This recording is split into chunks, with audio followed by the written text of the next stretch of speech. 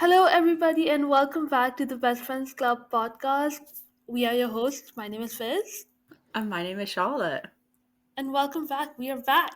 We're back. It has been a while. It's been a hot minute. It has really Um, been a hot minute, and a lot has happened in that hot minute. where have we been? Like that's, I think, the biggest question. Where have we been? Where have we been? I presume that you've just been at home, Fizz, busy How applying for rude! jobs, No, you're living your not life. wrong. No, you're not wrong. I have been in the hell of applying for jobs, but I've also been seeing friends and family. So I have been living life. But Charlotte has been super busy. Um, Yeah, I just went to see some shows, mm, just saw some casual. friends, just Mhm. casual. No, obviously I have had my TIT experience. I have been to see TIT, which is Mm. why it's taken us so long to find a time to record because I've been to see TIT, I've been to do other things, and it's just been a very busy 3 weeks. But we are back now, and if you haven't already read the title of this episode, this is our TIT special. We're going to be talking Yes. all about my experiences seeing the show, Fizz's online experiences of reading spoilers and things about the show, and just having a big discussion about it, which we hope that people will enjoy. We are going to split this episode into like a spoiler-free section for people that don't want to be spoiled, and then if you do want to be spoiled or you have seen the show, there will be a spoiler section towards the end. Yes. So our first sort of like spoiler-free session will just be very general. We'll talk about Charlotte's experience going to TED, seeing friends, meeting Dan and Phil, obviously, the meet and greet What? Who are them? experiences. Who are those Who, guys? who are those guys? Only the actual people who put up the show a bunch of times. Um, Oh, and we're okay. gonna, I see yeah, now. yeah, I yeah, forgot yeah. they were there, to be honest. I only went to see Friends. They did. Honestly, Dan and Phil I just happened to be there.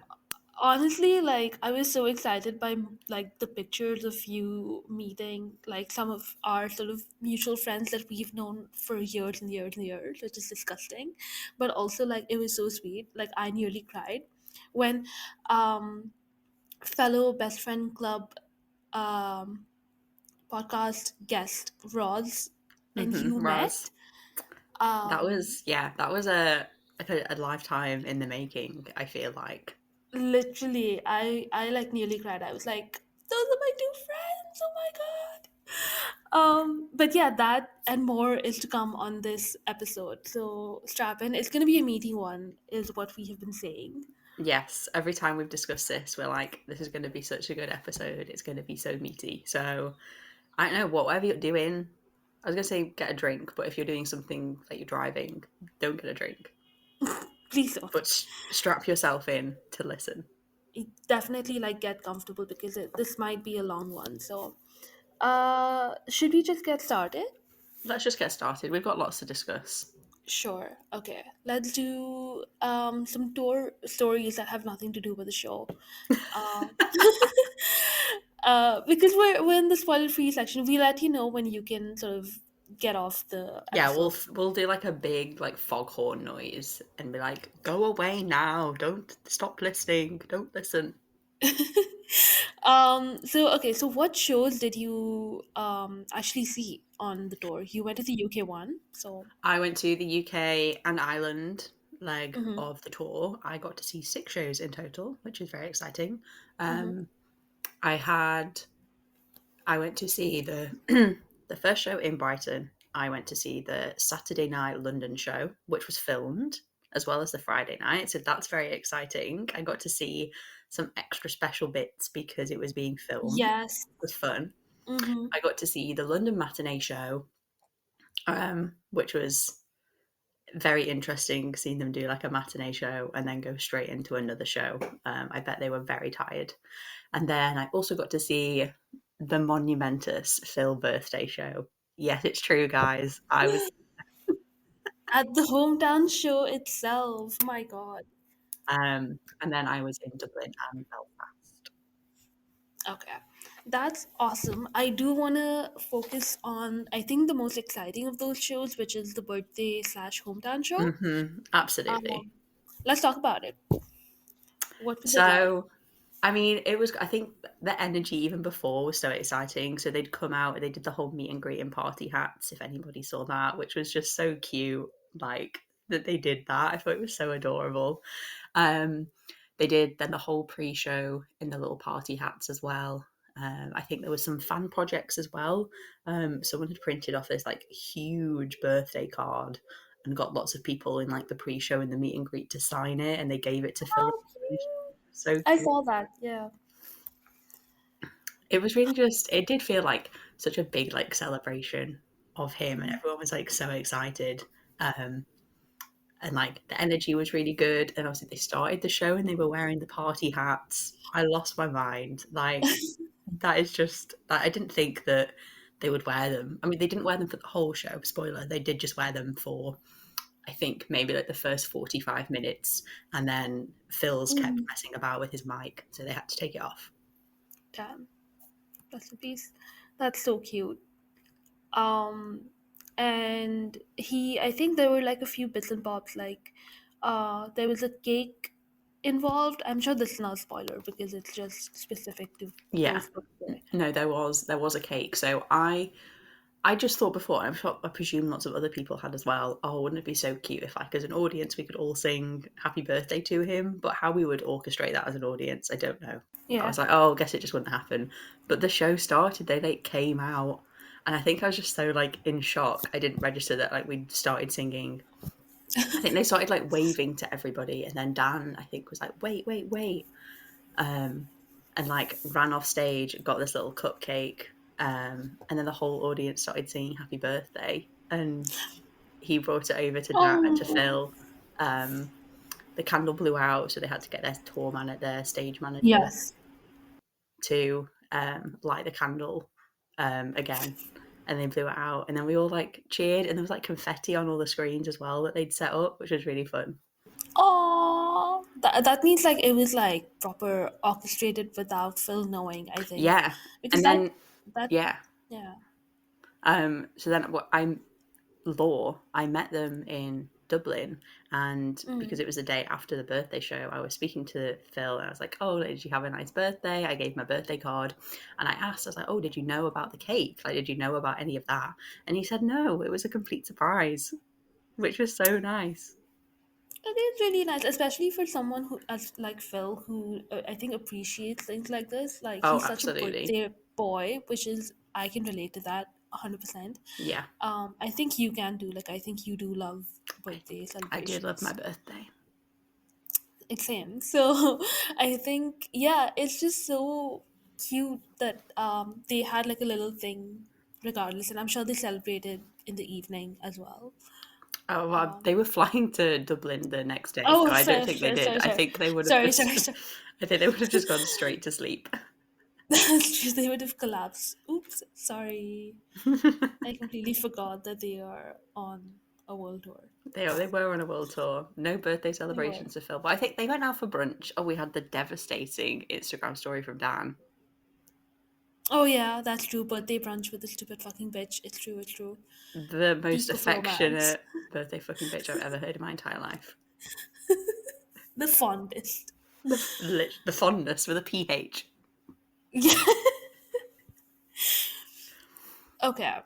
So that's like I think the biggest story. But I mean, you've met them a few times. I did meet them a couple of times, yes. You Mm-hmm. know, you've got to Mm-hmm. do it. If you're going to go see them on tour and you have the I agree. means, why not? Like, Why not? why the hell not? So I met them at 4 shows. I met them in Brighton, which was my Mm-hmm. first show. I met them at the London matinee, which was fun. I Um, can imagine. Yeah. and then I met them in Dublin and in Belfast as well. So nice and spread out. I I think I utilised my meet and greets in the best way. I always like to have like a little plan of what I want to say to them, or like how I want it to go, and like the photos that I want to get. So I think I utilize my time wisely. I really love all of your pictures. I think they're so cute. Thank you. Okay, so we can sort of oh, before the show, I guess, like you can tell your overall thoughts. And we're also, so Charlotte has recorded some reactions I out of have. context. I There's no like, you will, spoilers. there's no spoilers, and I will just be sort of reacting to them. But before we get into the show, should we talk about pre-show? Just like quick pre-show. We'll go in order, so like meet and greet, pre-show, then the Yes, show. that's a good How shout. do you feel? Pre-show. Okay. All Um, right. Did any of your questions get answered? Is my first sort of. so I submitted a question at all of the shows. Yes, all of the shows, and Okay. only 2 of them got picked because boring. Boo. Boo. Yes. So pre-show questions. So for the Brighton show, what question did I submit for that one? I can't remember. It was clearly really boring because they didn't answer it. Rude. Oh, I know what I did. I asked them if they could reveal the names of their group chats without any Mm, context. mm. That's a Boo, good hiss, question. boring. They didn't pick it. It is a good question. I was so mad that they didn't choose it. I bet they're all just like really boring. And that's why they didn't pick it. Mm. And then for the London matinee, I asked the famed podcast question that I'd asked that we talked about on the podcast. Mm. The I asked so if you remember our festive diddle episode for avid Best Friends Club podcast listeners, in that episode we discussed that there is a clip of Dan singing Defying Gravity, and then later on in the video Phil mentions Ariana Grande, and we posed the question, did they predict the Wicked movie? And I asked them that, and they picked the question, and they both just sort of like looked at each other like, "Ooh, maybe we did." yeah. And then Phil held out his like little finger, but Dan didn't notice for like 5 seconds. Oh no. And Phil was like, "I'm holding space for you." And then they like held pinkies. Oh my god. They're such silly billies, but that They are big silly willies. I'm glad they picked that because it's such a niche sort of thing. And if you Yeah. didn't listen to the pod, you just kind of be like, why are you talking about this random moment in a video? um, that one is good. And then yeah, that was a really good one. And then in Dublin, I asked if you could go back and relive one day, which day would it be? They didn't give me a serious answer. They were like, "Oh, we'd come back and relive today with all of these people in Dublin." Boo! I mean, that's very sweet, but boo! Give us a real answer. Boo. Give me a real answer. Why aren't you telling me that you'd go back and relive the 19th of October 2009? And they be back in Manchester, Piccadilly, on the train, on the train platform. Oh my god. Oh, but okay. Two is still good enough. You also were being a sneaky sneak and trying to advertise. I did try and advertise. Thing is, so for anyone that doesn't know, I mean, why would you know? I printed off like business cards of the podcast with a little QR code and our logo on to hand out to people in the shows. I have never been so like bold. I was literally turning around to people in my seats, being like, "Hello, do you listen to podcasts?" And they'd say yes, and I'd say, "Would you like to listen to a Dan and Phil podcast?" And then hand them a business card. What was the general sort of like? People were nice. I'm assuming they were like, "Oh, great, Oh, thank you." people were very nice. Most people were like very excited. They were like, "Oh my god, yes, I would love to listen to a Dan and Phil podcast." Oh, And we have gained some like followers on Spotify since then. So if any of you listening to this episode now found us because I gave you a business card, hello, welcome, make yourself known. Thank you. hi, thank you for coming. I'm the other person. Hope to meet you This is the soon. other person. Hope to meet you soon. I met a couple of people who I think had heard of the Oh, podcast. They were like, "Oh, I think I've seen this about," and I was like, "Oh my god, don't look at me, please. Why would you say that?" oh my god. terrifying. I know. But yes, I did put one of the business cards in the flit at the London Matinee Show. Um, it did get weeded out. I don't know what happened to it. I don't know who saw it. I don't want to think about if Dan and Phil saw it. I don't want to think about if anybody else saw it. I Hmm. put it in and immediately regretted it. And I was like, why did I do that? That was so silly. I think it's the crew that takes a look at that, not Danville necessarily, or maybe they get like final say. But someone behind the scenes has seen your like the business card because you also left them around. I believe like you left them. I did. I did leave a couple around, especially at the London shows, because there were so many people. Mm, So yeah. so Hi, Dan sorry. and Phil, if you're listening. Hi. Like now for sure, we're just kind of like they could be lurking because now they know. Hi. Okay, so what else before we get into the show? Crew stories? You also met some of the crew? I did meet some of the crew. So, for anybody that doesn't know, there was a very small but very lovely crew that helped put this entire tour Mm-hmm. together. And it's something that we did for WAD, We're All Doomed, as well. On the last show, we like wrote a card and got some gifts for like some of the crew.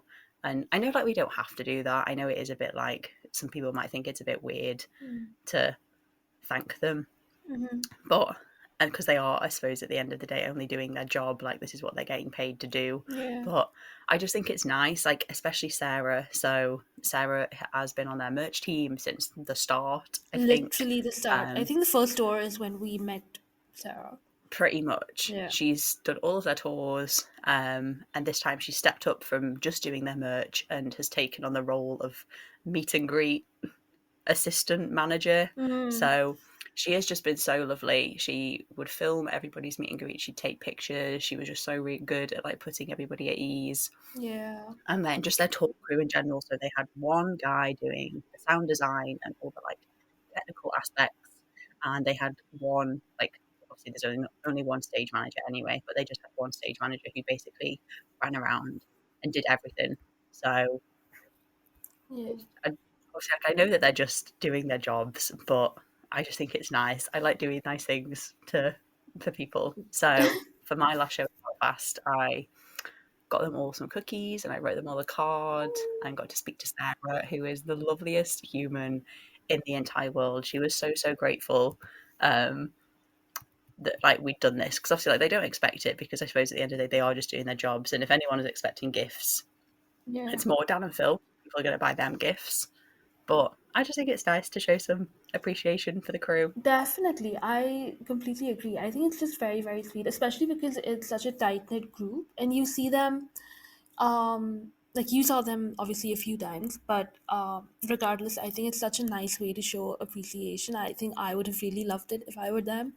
And I've heard really, really good things about each of them, but especially Sarah because she's I think the most she's the one that we interact with the most as the audience like going in. Um yeah, it's just very nice. I think they would have really appreciated it. Yeah. Yeah, they definitely did. I think it's just nice. Hmm. I liked being nice. I like being able to. So we had like such a lovely chat with Sarah when we gave her the cookies. Hmm. I'd gone with my friend, so I went to Dublin and Belfast with my friend, who I've known since 2013. And the only reason we are friends, well, not the only reason, but the reason we became friends, I should say, is because of Dan and Phil. So that we finally got this opportunity to meet them together and see the show together. And then we had this really nice chat with Sarah, and we got to tell her as well. And she was like, "Guys, this is so nice. You've all been so lovely.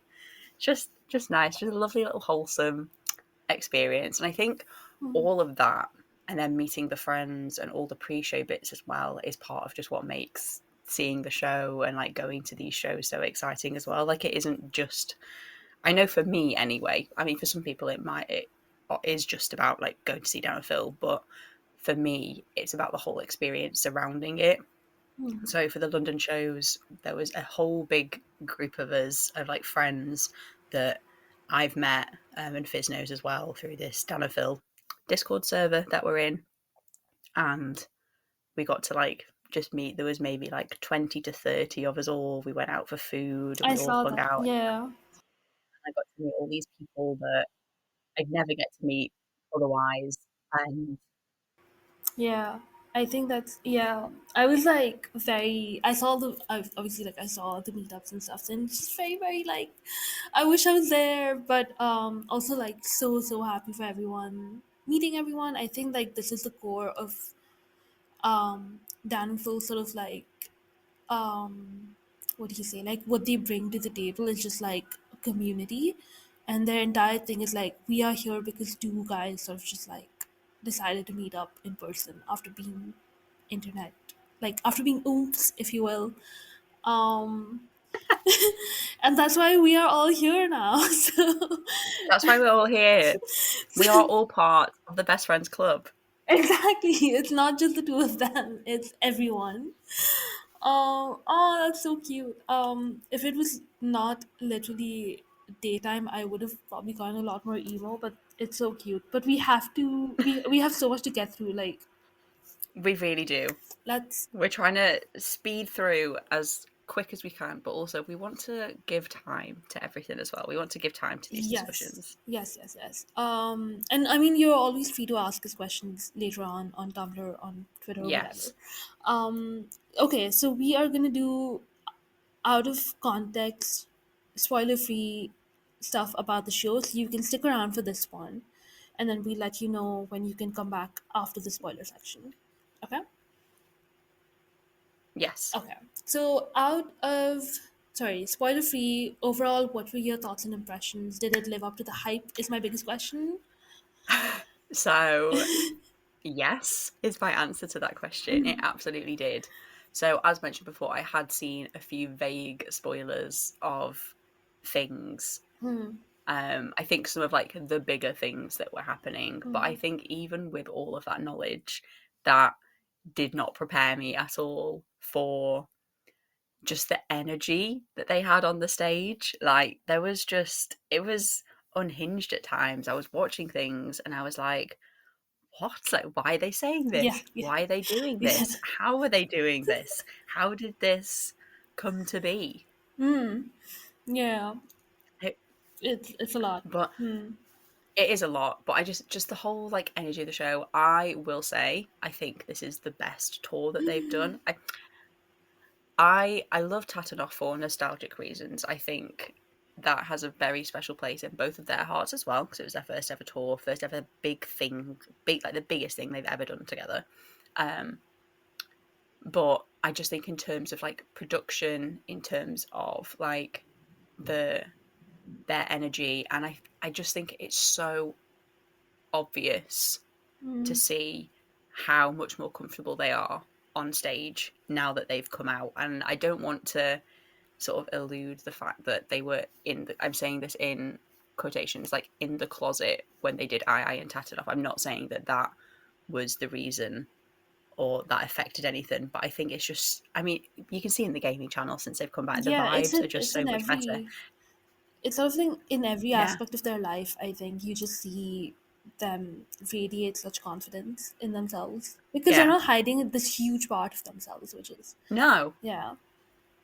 And they do, this isn't a spoiler, they do like make a joke in the show about the gaming channel coming back. It's like, oh, when the gaming channel came back and the vibes were so much better. And it is true, like you can just see that, like, especially Dan, like he thrives being on that stage. Again, we've spoken about this before. That man was born to perform and do things and use his body and his arms and like project out to an audience on a stage of like in front Yeah. of hundreds and thousands of people. Phil less so, but I can even compare this to like II. Like you can see just how much more fun he's having, and I think you could definitely tell that this was such like a collaborative process between them of how can we do all this. Yeah. Yeah, I agree. I completely agree with everything that you have said. And from what I've heard and the clips that I have indulged in like seeing, I think Phil especially, there's just this lightness to him that is so apparent. And like not that he wasn't doing it on stage at Tatnov and II. It's just different. It's just different. I don't know what it is about him. He's just thriving, you know what I mean, like, and you can see it and he lets you see it and it's just wonderful. Same with Dan, but I've always thought that Dan is an excellent performer, which is why I'm not. We will get there in the spoiler section. I will sing praises of Dan, but we'll get I there. can't wait. We've talked about it in the first episode about the tour, where we had this literal section called the Danification of Fizz, and we We will did, talk yeah. about why that happened in the spoiler section. But Wow. yeah, it's gonna be fun. Exciting things coming, guys. Consider listening to um, the spoiler section if you want. Anyway, we are going to do out of context recordings of Charlotte's Yes. reactions. So, as promised, I said that I would record some voice notes at my first ever show at different intervals. I will say, I did forget a little bit, but Fair enough. I'm going to Honestly, play these to fair. Fizz. I'm going to play these to Fizz, and we will insert them as well so that you can listen to them in good quality. Yes. Um, and we can get Fizz's reactions Okay. and Fizz's thoughts. Okay. So the first voice note that I recorded was pre-meet and greet. This was me in the queue. I think there were maybe like 15 people in front of me at this point before I was about to meet Oh them. my god. Okay. Here we go. Let me turn my phone sound up. That would help, wouldn't it? Oh. Hello, Best Friends Club listeners. This is Charlotte reporting to you live from the Dan and Phil meet and greet queue. There are about 15 people in front of me at the moment before I'm about to meet them. And we're feeling very calm and very chill about the whole thing. I will catch up with you later on to see how I'm feeling then. And I imagine it will be a lot different. Thank you. Spoiler alert, she wasn't calm and chill. I know what it was like because you texted me right after. Okay, yeah. Yeah, Super calm and chill. It's true, it's true. super calm and chill. The thing, I was like so nervous all day. And then I like got into like the queue. And then I think for me, it's all the build up, like the day of, I'm like, oh my God, I can't meet them. I'm going to die. And then I get into the queue and I get up to the front and I do sort of calm down a little bit, but I'm still like, oh my God. Like, this is my first time meeting meeting Dan in 2 years and meeting Phil in 5, which is crazy. Yeah, it is. No, it is. So, Yeah. Do you have the post meetup one as well, or are we? I do have the post meetup. So, spoiler alert, I was fine the entire meet and greet. It was wonderful and it was fantastic. I immediately walked away and said goodbye and had to go and sit on the floor, face a wall, and cry. I cannot tell you. I mean, I suppose I think it's just the emotions and the adrenaline of everything, because the meet and greet was amazing. It went absolutely how I wanted it to. I said what I wanted to say. Like, I was absolutely fine and chill in the moment, and I think it just sort of hit me afterwards. I was like, oh my God, like, that was, like, I got to meet them, I got to speak to them. Yeah. Wow, that happened. Yeah. Yeah. So this is my post one. I don't think this was while I was crying. I think this was like after the crying. Hello, Best Friends Club Podcast listeners. You come to me live after just meeting them, and we're about to watch the pre-show. The meet and greet was a whole experience. It was very emotional, but it was very lovely. I immediately burst into tears after I said goodbye, which was an experience. Fizz can attest to that. I sent her a lovely photo of me with tears in my eyes. I will come back to you all after I've watched the pre-show, possibly, or maybe interval of the show might be another good one. So yeah, I did send her a lovely picture of me crying. That was great. Yeah, that was great. Maybe we'll use that. I mean, if you're comfortable with it, maybe we can do like a social post of it. And the thing is, I was still recording my screen recording when I was like crying. I just put my phone down. So there's a lovely shot of like my phone being put on the floor, all my friends like coming around. They're like, "Oh my God, are you okay, Charlotte? Like, are these happy tears? Are they sad tears?" I was like, "No, they're happy tears." Oh, I know. For a bit, like my point of view was just from your like the floor of the place, and I was like, "Is she okay? Does she Yeah. remember?"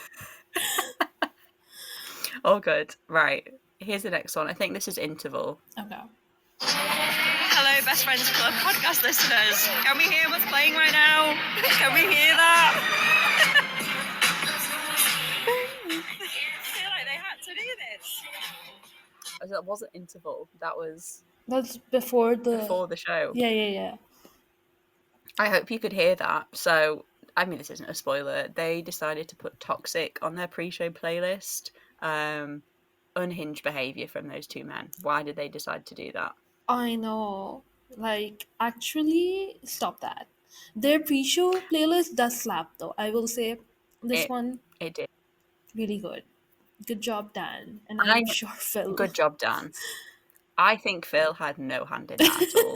He was like, "Yeah, Dan, you can go do that. Have Yeah, fun." it might be Dan's like little project for himself, but very His little good. baby. Yeah. Phil is busy sorting out like all the logistics of the tour, and that's what he gives Dan to do to keep him busy. Like in the gaming channel like ad reads when he got Dan to like do that song for, was it NordVPN, I think it was. Yes. He got him to like make that song. He was like, okay, honey, I'm gonna go and like sort out the logistics of doing a world tour. Why don't you make us a lovely pre-show playlist? Yes, exactly. And he's so good at it, and that's why he does it. So Yeah, he knows how to curate a playlist. it's true. So, okay, last voice note is, because I'd forgotten, is like an hour after the show had finished. oh God, okay. It is Okay. 45 seconds long. It's a long one. Here we go. Okay. Hello, Best Friends Club podcast listeners. I'm coming to you live post-tit. We are a post-tit Charlotte, and we've come out for some drinks, which is why it might be a tiny bit loud. The show was fantastic. I had the absolute time of my life, and I enjoyed every single second of it. They are natural born performers. They are incredible. I love everything they do with my whole heart, and I cried. Obviously, I cried. I'm a big crier. If you didn't know that about me, I'm a big crier. But it was fantastic. I loved it so much, and yeah, I'm so excited to finally be able to talk about it with Fizz properly. I'm very excited. There's so many excited. Can you tell I was excited? It was known. You were making it known that you were excited, and it was great. I'm so excited for you that you can talk about it now. I know. There was just like such a buzz like coming out of the show. I was like, oh my God, that was amazing. I need to see it every day of my life. And then we went out for some drinks, and I was just like, yes, I need to see it every day of my life. Yeah, it's very obvious. But I'm so happy for you, like that you did get to see it a few more times. But oh my God, yeah, that was crazy. I'm surprised, like you kept it so. Like, I mean, what do you say as soon as you get out? Do you even remember what happened? Is my question. So I don't know really. I think I was just like sort of high on like how good the ending was, which again we will talk about in the spoiler section to keep it spoiler free for people. It's just, I just think like their energy is just like so infectious, and I don't think there's any feeling that I have that can compare to being at a Dan and Phil show, like surrounded. I was sat by one of my best friends that I've known for years and years and years. We were watching the show together. I got to meet with other friends afterwards, and it was just amazing. I was just like, I think I was just like in awe. Like I was expecting it obviously to be good, but I think I wasn't prepared to be like so blown away by the whole thing. Yeah. And like, again, I think we say this every single episode, but just like the sheer audacity that they have to do the things and say some of the things that they did in the show. Know. We will get into it, but oh my God. I have several bones to pick with both of them. I just yeah. Well, very you can insane. pick them. We'll get onto that, and you can pick them. Yeah. Pick those bones. So, before we move on, Fizz, do you have any final spoiler-free related questions? I have yes, I have one context that's sort of Shoot. And Hit me. you don't have to explain it. You can just be like, this is what it is. So my question was that, do you have a favorite of the shows that you saw? Oh, a favourite.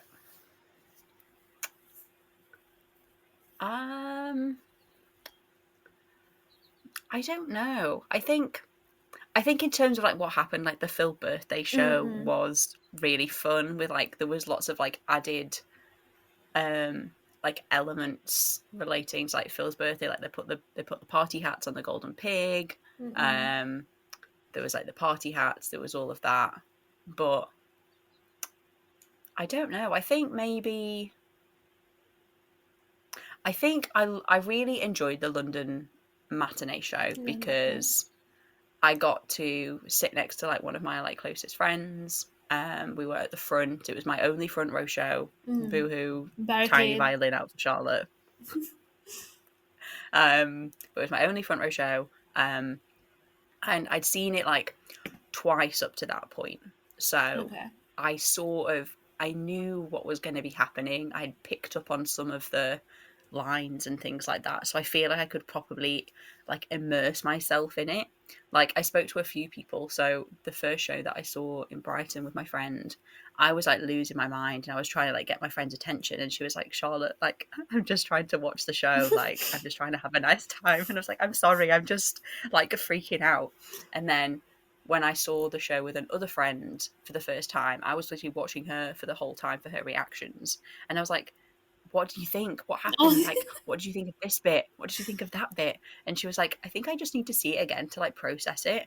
And I think that's what it is. Like you need, obviously, if you can only see it once, like, I'm not saying that that's a bad thing, but I think like for the show, like I definitely needed to see it like a couple of times to like process it. So I think that third show in, I'd properly like processed it.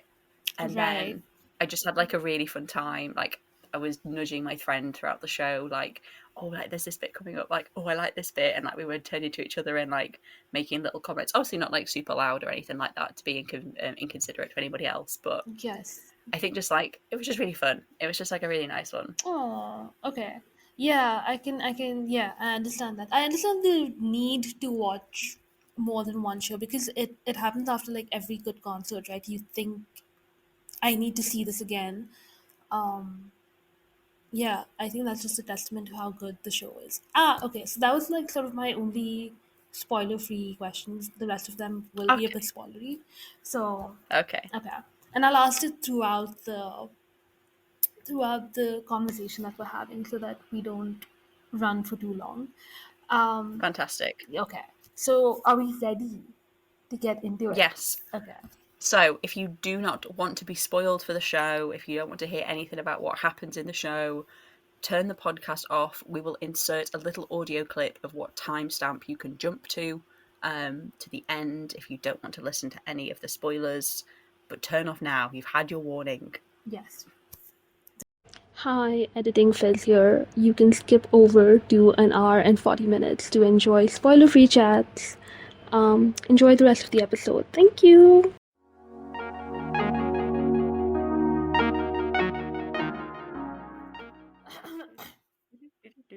Go. Okay. So, where to start? Let's start at the beginning, I guess, as Dan and Phil do in the show. Yeah, Dear God. the very beginning. Okay. So, I mean, do we need to provide context? If people are listening to this, they must have seen the show. So, do we need to provide context? No? But we can, like, There's that. so the first Okay. section is them catching people up on Danville lore because it's been a while. It's been a while. Yeah. And so they bring There's in some lovely PJ. dolls and some and some lovely arts and crafts. Done by PJ and Sophie, which is what they have made for Danville, that they keep hinting at. What did you think, Charlotte, of their little history lesson? What did I think? I thought it was really fun. I thought it was a good way of like catching people up. even though I'm going to say 90% of the audience already know all of this anyway, but I still think it was like a fun little addition that they added in. I think I enjoyed it more as the shows went on. The first time I saw it, I was like, oh, this is insane. Like, what am I watching? Why are they saying these things? And I was like, oh, this feels like a little bit long and dragged out. But I think as the more shows that I saw, I was like, no, this is fun. I'm having a great time watching this. So I mean, I was going to say for anyone that doesn't know, but if you're listening, maybe you already do know. They basically go through their entire history from 2009 and all the key points of them moving apartments. PJ's designed sets, like little tiny sets of their bedrooms, and there's like Ken doll action man figures made of Dana's Hill with their like, I can say their costumes, but like their clothes, iconic clothes that they've worn throughout the years. And there were definitely some interesting and questionable additions to that part of the show. I would say so. Yeah, I think questionable, interesting, good descriptors of what they were doing. There is literally the fact that Dan, again, I mean, I know they've reacted to Pin Off One, but even hearing Dan say the words out loud, this is the most fun I've ever had on stage in front of like 1,000 people. Crazy, crazy. And then Phil pouncing on him and then making the joke, Mummy and Daddy, why are those boys fighting? Like, the implications of that, the thing is, like, in reality, it could have been nothing, right? We all know that it could have been nothing. They could have just stopped recording, had a little giggle. But the fact that they keep implying these things, and like, can we close the door? Like, I don't want to see anymore. I don't want to see any more either. That those dolls have been through so much over the months. Like, They really have. every single night they make them do such horrendous things. So if you think that that wasn't even like the worst bit. Obviously, the bit later on, it's the 2012 era where they discuss shipping and like fan, and I do really like that they sort of acknowledge that and Yes. like added it in, because look, whether we like it or not, the fact people shipping them was a huge draw for people joining the fandom. Like, I'm not saying it was the only draw, but I'm saying a lot of people were maybe in the fandom or joined the fandom because they thought that they were together, they enjoyed shipping them, all of that. It would be a Yes. lie to say that that's not true. It's still So true. It's still true. People it on is, yeah. Twitter every day are like, wait, so are they actually together? And then they get hordes of fans in the replies being Yeah. like, what? And that's how they get into it. So you can't deny. You can't deny. So I do like that they sort of added that in. And I think it's the fact that they would never have acknowledged that years and years ago, which I think shows how comfortable they are with everything now. So I do really enjoy that they added that in as a thing. In the history, yeah. In the history. What I didn't enjoy was them then 69ing the dolls on stage in front of thousands of people. Like, there's a line, do you know what I mean? I Like, know. yes, we can acknowledge that people shipped you together, but then to show you 69ing on stage. And it's not even like a one show thing. This was everyone who came out of that show talked about it. So it's like, bruh. Also, it's so funny to me because the entire promo cycle, they've been like, bring your mom, bring your brother, bring whoever you want. And it's like, I don't want to bring my mother to this. No, thank you. No way. My mom can live without watching this nonsense. And it was like, you could obviously hear the audible gasp, because they sort of prelude it. I can't remember who says it, but it's like, what if they weren't just friends? What if they were kissing on the mouth? Kissing on the mouth, yeah. That was in the script. The first voice, like when I was listening to the Antwerp show, I was like, ugh, oh my god. And then they do the like 69ing thing, but the whole joke is that Phil has put the doll the wrong way round, and Dan is like, no, kissing on the mouth, and he has to turn the doll round. Right. But just insane. I mean, like the whole thing. I mean, that whole bit was really good. It was very fun and very entertaining. There was a great little bit where they talk about Dan's coming out video, and they then they were like, Phil did a coming out video too. It was fine. Exactly. Hey, And then Phil's like, I love coming out to you. It's easier for me to watch than basically I'm gay for many no, that's reasons. true. Um, we love Phil's coming out. It's a good joke. It's a good joke. It was very fun. Mm. They make references to Dan's like dipping and like the hiatus, and he does this. He puts on this really, really silly voice that I love, and he did this whole bit. Well, see, he talks about how he'd been doing YouTube for like 10 years, and he had just had all this burnout, and he had to go on the hiatus, and he like puts his doll up to like the little camera that they've got that projects onto the big screen, and he's like, "Oh no, too much money, too much attention, bye bye." And it's like, yeah, because like from the outside, yeah, that is what it looks like. He was getting too much attention. He had too much money, and he just had to like go and have a break. Yeah. Which, like, obviously amazing that he had the privilege to be able to do that. Yeah. And like not create anything for however long he did, and still live comfortably. But yeah, just made me laugh. I really like that bit. Yeah. It's very self-aware and good, I think, to be. It's very healthy, I think. Oh yeah, To be able to laugh at yourself like that and be self-aware enough to say that, but also acknowledge like, hey, I was not well, like I was sick. Which is like good therapy, I think.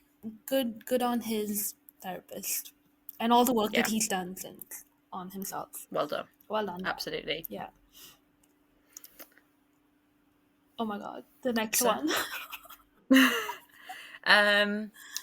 So they sort of move into lots of like conspiracies, and I think sort of a big theme, which again I think we'll discuss this today or in another episode, the sort of plans for Dan and Phil 2.0 that they have hinted at. I Yeah. think one of the big sort of things that I've come away from this show is that this is their way of wiping the slate clean Yes. and sort of laying everything out on the table. So the next section that they did is a whole bit about conspiracy theories that have been about them over the years, and they debunk the conspiracy theories. And I think, obviously, I know it is only in the show, so it's obviously not like the wider internet is going to see them, but I still think it's a really good way for them with their audience to sort of wipe the slate clean and say, look, we're getting all these conspiracies out of the way so we can move on and we can talk about something else. Yes, I completely agree. When you said, so I had not connected those dots before you had said it. I was just like, oh, they're just sort of clearing the air because this is the era of cleansing and moving on. But I do think I agree that it's just them sort of wiping the slate clean and being like, okay, now you know this, we can move on and we can live a life without conspiracies because we've been sort of haunted by them for 15 years. Exactly, yeah. I think, again, what we've discussed, like, so much of their fame and, like, fandom, like, around it is, oh, conspiracies. Like, oh, did they do this? Oh, did you see them? Maybe they did that. Maybe they did this. And I can't imagine what that must be like to live with all these sort of theories, like, bubbling underneath you. Yeah. And them, like, wanting to answer them, but not being in a space to be able to do that. So the fact that they are now in this space to be able to do that and talk about them openly and not be scared of any like backlash, I just think was just really nice. Yes, I agree. I think it's very nice, but very insane the things that they chose. Very insane. On the other hand, I don't need to know that you shared a tour bus during Tatanoff, a tour bus bed. Nobody needs to know that. We all knew it, but That's the thing, right? The thing about that is that we all knew, but all we had was like theories. And the thing is, back in the day, they made such a thing about the fact that they didn't share. They made that whole thing about the rock paper scissors. They had pictures in Dapco of, I think Dan sort of being in the bunk or whatever. They had yeah, tweets at each other being like, "Oh, I like you're going down. I'm gonna get the bed and all of that." It's just like, okay, so you were doing all that while cuddling on the bed next to each other. Cuddling and canoodling on a bed. Yeah. Interesting. Also, Phil was sick. You know, in the clip, the famous clip of them in the tour bus, Yes. Phil was sick, I believe, and Dan was right in his face. And I was like, that is not normal. Even back in the day, I was like, that's not normal. That's a sick person. Why are you so close to him? Go back to your bunk that you lost. So I think as well, not even like, so it's bad enough that they obviously like admitted that they shared a bed, which like the things I wish I could remember my thoughts at the time, because I don't know if I did think that they were sharing a bed or if I just thought, oh well, obviously they're not, like they did that video, like Dan's in a bunk, Phil's in the bed, whatever. Yeah. So it was bad enough to like do that, but then they include the clip of Phil lying in the bed. The first time I saw that and they started to play it, I literally gasped and I was like, no, because we all know what happens at the end of that Yes, clip. If you're listening to this podcast, you know what happens at the end of that clip. It isn't just Phil lying in bed with his eyes closed. There is a very, very obvious little tiny bit at the end where he does a little kissy face. Like, undoubtedly, a little kissy face. Obviously, they cut that. They don't include that part in the show. Yeah. It's cut before that. Wow. But still, the fear, my blood ran cold. I would have had a panic attack. I'd be like, stop. Cut the camera. Stop it. Stop the show. Stop the show, please. That being said, I do hope it's in the filmed version of the show. I do need it. Oh God, no. I do need it in the filmed version of the show. Because I want to see it, but when I heard it, and now it's infamous, but the silence in the first show, because I think people were like, are we allowed to react to this? And then Dan and Phil were like, yeah, and everyone's like, oh, okay. Oh, it's fine. Oh my God. It's so weird. It's so funny when you have the consent to be a little insane about that. That's so funny. Yes. Yeah. No, that was very unhinged. Yes. That was my favorite one, I think, I think that was my favourite one. Yes. So a little spoiler as well for...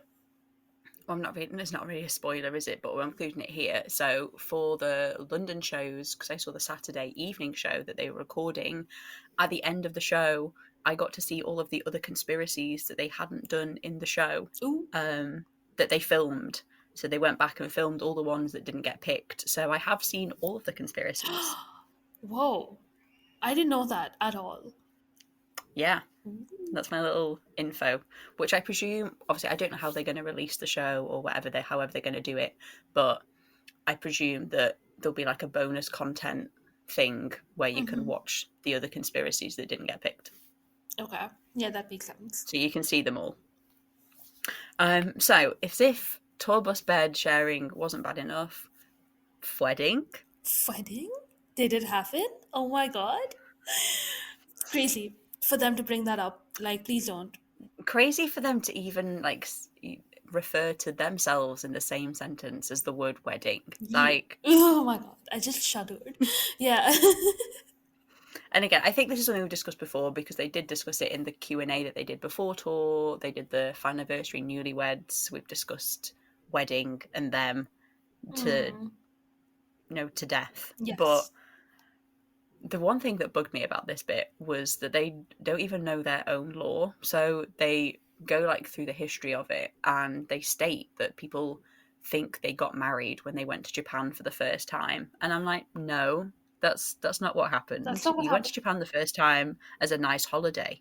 When you went back to Japan again in 2019 in November, and you got Phil's dad to paint some pictures of bamboo because apparently it was a trip that could never be replicated and it was so special, that's when you got engaged. So if you're going to at least like do your own law, brush up on your own law. Literally, exactly. Refer to the historians that have done the work for you. Like, I have never seen one theory say that they got married the first year in Japan. Same. Maybe like when they first went back in 2015. Yes, 100% people were saying they got married or at least engaged, but not not since then. Like 2019, definitive. Like that is when we're like, yeah, that was That was the proposal. yeah. Oh my god, yeah. And then the wedding happened sometime else. But yeah, no, that was insane. The fact that they were there discussing their own wedding law Oh my on god. stage. Horrible, horrible, horrible. I don't want that one. Um, I'm happy to not have wedding. But I mean, he said they filmed everything. But they filmed everything, yeah, so you were able to see them all. I think of all the conspiracies, they're probably the two biggest ones that I want to discuss. I feel like if we discussed every element of the show, this podcast would be like 3 hours long, and we don't have time to we do that, simply do not unfortunately. have the time for it.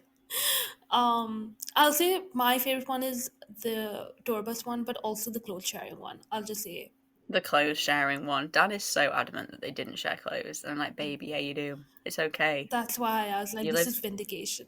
I was like, yes, admit to your lying in front of me. Yeah. So I'll say that one is my other favorite. But we can keep moving.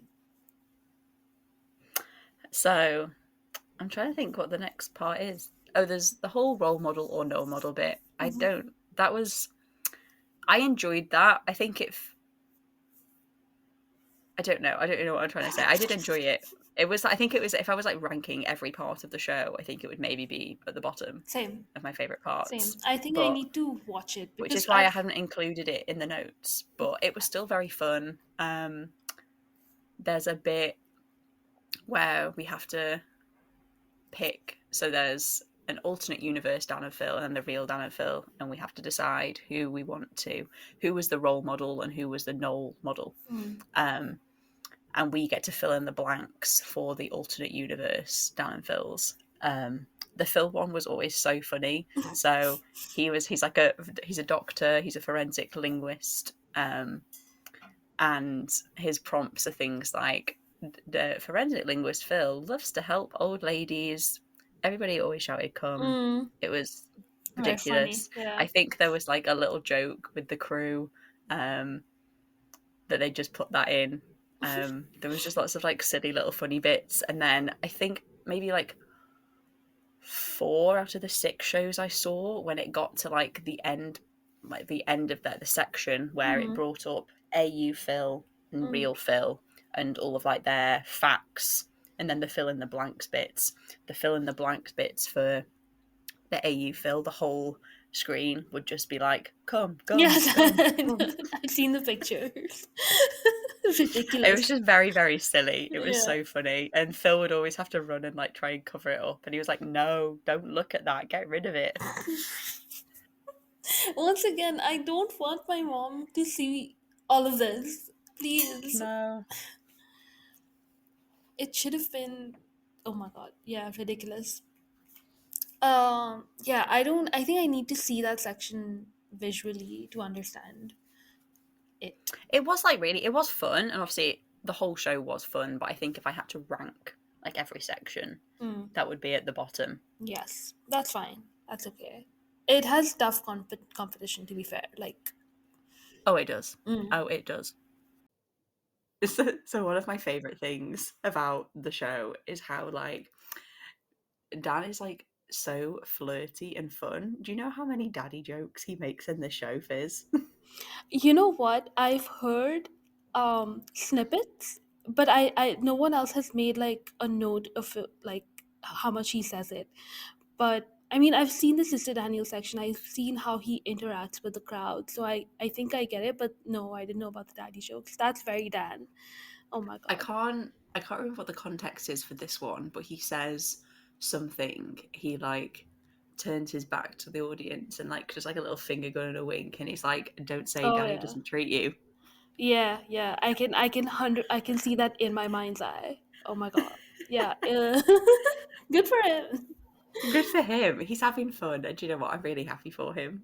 I am really happy for him. Like every picture I've seen from the stage, he's just like beaming. Yeah. So sweet. So the next bit of the first half is they are sort of debating like what is next for Dan and Phil. What can Dan and Phil do? So they go through all the sort of big like classic what would you call them? Like Genre of like, genres, of yeah. content that people do. ASMR, Yes. ghost hunting. They do this whole sort of like Mr. Beast joke bit.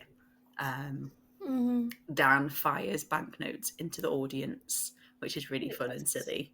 Yeah. Did you I get actually one?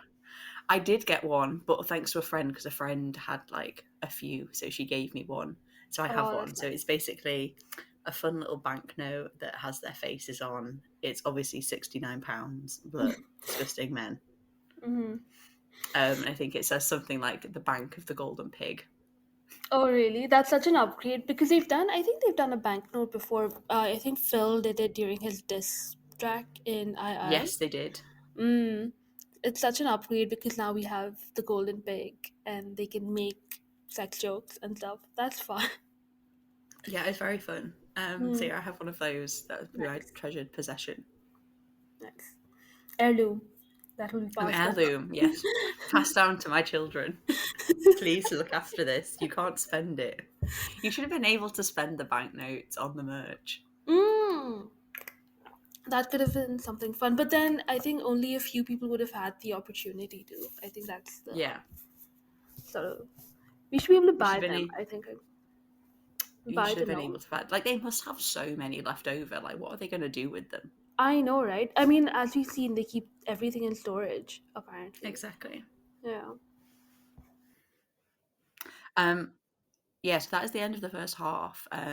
They end the first half by proposing they're going to have a boxing match, which, Hmm. like, just the concept is completely insane. It's such a scary thing that they just bring up, and Um, they're just like, okay, yeah, we're gonna fight after they intermission. are. So I don't know if you can remember or if you know, they do some fighting talk on stage before the end of the first half Mm-hmm, mm-hmm. I know what that you're I gonna say. think that I think is my favorite part of the whole show because it's so stupid. So Dan comes on and they're like back to back, and then their stage manager is standing behind them as like the umpire. Is that what they're called in boxing? Referee. Referee, whatever the word is. Mm. Uh, and they're doing this like fake fighting talk, which they're obviously both terrible at. And Dan is just like, "What's up, you blonde bitch?" It's just so stupid. And they have this whole back and forth, and I'm going to recreate the entire exchange for you. So Dan says that, and then Phil is like, "Say that to my face." And Dan is like, "I just did." It's just so stupid, like absolutely ridiculous. And then there's, and then what's the next bit? I can't. It's Wasn't just there something like I don't know if this is while they're fighting or before, but they say something um like kicking the other person out of their house or something, and they're like, we live together or something. so Phil says that, and then Dan says something in retaliation. I can't remember what he says, and then Phil's like, "I'm gonna burn down your house," and Dan's like, "We live in the same house." Yeah, yeah, yeah, yeah. Okay, okay. Yeah, that's what it was. That's so And funny, then and I think and they then see it in every show. yeah, and then Phil gets so like mean and nasty. He's like, "You depressed dick," and then Dan calls him like, Dan's like, and then Phil says that Dan looks like a bush mammal, and then Dan is like, "Your hair looks like a bush." Um, Phil pulls out the C word. The gasps in the audience. Yes. Oh my lord! Like everyone is shaking. Like what? When the first again, like it had the same reaction as the bed sharing reveal, where everyone just Yes, didn't know what to say or do. And I remember before the first show, everyone was like, I think Phil should be able to say it uncensored. And then he did. It's just one of those crazy. things where, like, they do things that we want them to do, and we're just like, huh? Yeah, so absolute crazy behaviour. Then they start fighting. Dan gets dragged off the stage. Um, and then it's the interval. And then Act 2 starts with the boxing match, which is Um, interesting. How do you put this delicately? They are Sick. they Right, I'm like gonna say out of context the things hmm, that happen, and yes. like these are things that happen. This isn't me like making this up. Number one, Dan gets ball gagged. Number two, Phil thrusts his ass into Dan's crotch. Mm-hmm. Dan bites Phil's arm. Mm-hmm. Um, they run around the theatre, so they come out off the stage. They run around the theatre. Um, they've got a cameraman following them the whole time who does close-ups on Dan's butt when he collapses to the floor. Um, Phil has abs now. He got abs in the break. Mm-hmm. He's been bulking. Yep, yep. Um, and we just accept that that's normal. But yeah, there we go. Those are all things that happen. The Dan being ball gagged photo or videos that came out of that first show, I was gagged. I was like, what is happening in this show? And then it kept happening. It was a regular like thing. That's crazy. And also, so I cannot find the post, but someone noted, so I don't know who to give credit to, but someone noted that if you look at Phil's arm, you can see that there is literally a bite mark. Like it there is like the area where Dan bites every single night has just become a part of his skin now. Oh And my it's god, I've bruised. not noticed that. That's crazy. It is crazy, and I don't think you would notice it on stage, but there were a couple of like meet and greet pictures where you could see it. Like a proper Wow. like yellow bruise. Crazy. Dan, calm yourself down. It's just pretend. No, he's like chomping. We've all read The Urge. We know. Yeah, so that's a fun thing. He like proper goes for it. And then when I saw it, so he always bites the same part. But when I saw it in Dublin, Phil was wearing his glasses for that show. I think he Mm, must have been really tired from everything. So he mm. was wearing his glasses. So that added like an extra element of fun. Like Dan knocked them off at some point Oh and Phil no. went to pick them up. But when he went to pick them up, it sort of altered their positions, and Dan was on like the opposite side. So he had to bite like Phil's right bicep instead of his like left forearm. So he had Yeah. to bite a different part of his arm. And I was like, oh my God, crazy. We're switching things up. They're so good at improvising. But What I I will think if say you about the boxing match as well is I I suppose obviously it was hard to choreograph all of that, but I would have found it really fun if they'd sort of switched it up between shows, between who won. But I think maybe for like the narrative, Dan had to lose and Phil had to win. But I think it would have been interesting if they could have switched it up a bit and like had I two agree. different endings. I agree. Like, I mean, they could have had like two choreographed things on each show, like got something different, at least.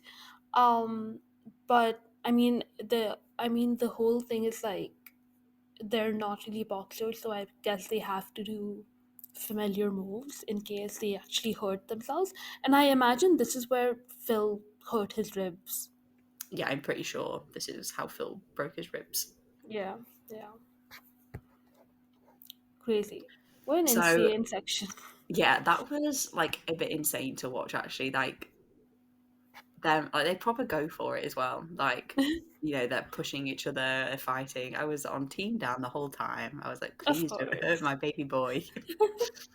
And Phil was like, no, I'm out for blood. Dad is gonna Um, die tonight. yes. Oh my god. But I think that was probably one of the most unhinged bits. Like if you'd have told me, oh, Dan and Phil are gonna have a boxing match. Obviously, like I know it's not a proper one. I know it's all choreographed. But Mm. crazy behaviour. It's so physical. Like the last time we saw them be this physical was in the first Dan versus Phil in Jamaica when they're Yes, pushing yeah, each I other hadn't into. really thought about that actually. Like they're so tactile. Obviously, they have to be because it's a boxing match. But I'd not Yeah, really thought about it like that. yeah. That's the only other time, other than I think like the Crave challenges, which again I wouldn't have remembered all this if we hadn't covered it. So, um, yeah, The this is magic like of the the first. podcast. This is why we archive people. But yeah, like I can't wait to watch that in the inevitable recording that we're getting. Which I was going to say since we've recorded the last bit, but spoiler, guys, this whole podcast episode is actually done in 2 parts. Crazy, Hmm. because we've been very busy and we recorded for a long time, so we've had to do this in 2 parts. So since we recorded the first part, they've sort of hinted that it's coming possibly at some point. Yes, like soon. So who knows? Like we might upload this around the time that they also. Don't say that. Oh my god, Oh no. terrifying. I need at I least another like month, 2 months. to recover. I want it. I'm so like I'm impatient. I want to see it. Completely different vibes. But yeah. Um, yeah. Hmm. There's some little bits that go on then. Dan does this whole rant, which they sort of like, so they finish the boxing match and Yes. there's sort of like a bit of a changeover period where they have to clear the stage of all the boxing match things. Hmm. And they're sort of just like chatting to the audience. They do this whole bit where they're like, we're going to talk about any topic you want for 1 minute. Yes. And we'll see like if that's what you really want. Obviously everyone in the audience is like, yes, like you could talk to us about anything and like we'll listen to it. So they pick a topic from the audience every show, which I am dubious if they actually do pick it from the audience, because some of the words that they pick, like the topics, I'm like, nobody has said that. You have not heard anyone say that. So my theory was that they pre-picked them in the interval, or someone, Ooh. Conspiracy. and then they just like riffed on the spot. Mm-hmm. They must have had some idea before of what they were going to say. Like, I feel like it was way too risky to just pick a word randomly from the audience. Yeah, definitely. Like I think even they couldn't be prepared for like the most unhinged stuff that people were saying. Exactly. Yeah. So they do this whole bit, and then Dan does this whole speech about how hard it is being a millennial. And he does this bit, he asks the audience, he's just like, where are my fellow millennials at? And let me tell you, Fitz, this was the scariest part of the entire show. It was haunting. Do you know how quiet the cheers were when he asked who here is a millennial? There was No. maybe like, it felt like 5 people in that audience. In every show that you went to? Every single show that I went to. So he asks, That's so he makes reference, he's like, oh, people age 27 or older. And he's Mhm. like, where are my fellow millennials at? Literally, crickets, silence. It was never a loud cheer. It literally felt like maybe about 10 people. Oh wow. That's so And weird. I didn't like it. It was terrifying.